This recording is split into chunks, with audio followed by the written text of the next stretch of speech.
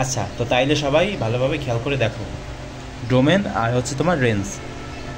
তো আগে কিন্তু উদাহরণ না, আগে হচ্ছে তোমার সংজ্ঞাটা একটু ভালোভাবে বুঝে নিতে হবে, একটু ধৈর্য ধরে পড়ো যে কী লেখা আছে। কোনো অন্বয়ের ক্রমজোড়গুলোর প্রথম উপাদানসমূহের সেটকে এর ডোমেন এবং দ্বিতীয় উপাদানসমূহের সেটকে এর রেঞ্জ বলা হয়। বুঝতে কি পেরেছো?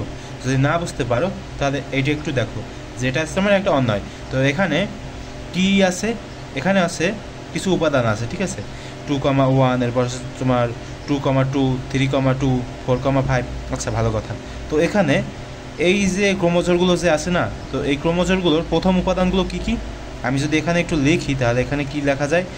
2, এরপর হচ্ছে তোমার এখানে আছে 2, এই 2 লেখা লাগবে না। দুইটা যদি 2 থাকে বা দুইটা যদি এক জিনিস থাকে তাহলে একটা লিখতে হবে। এরপর হচ্ছে তোমার 3, এরপর হচ্ছে তোমার 4, ঠিক আছে। এটা কি? এটা হচ্ছে আমাদের প্রথম উপাদান। আর দ্বিতীয় উপাদানের মধ্যে কি কি আছে? দ্বিতীয় উপাদানগুলোর মধ্যে হচ্ছে তোমার 1, এরপর হচ্ছে তোমার 2, 2 কয়টা? এই একটা আর এই একটা, এখান থেকে যে কোনো একটা। এরপরে এখানে 5 আছে, ঠিক আছে। তো লিখলাম।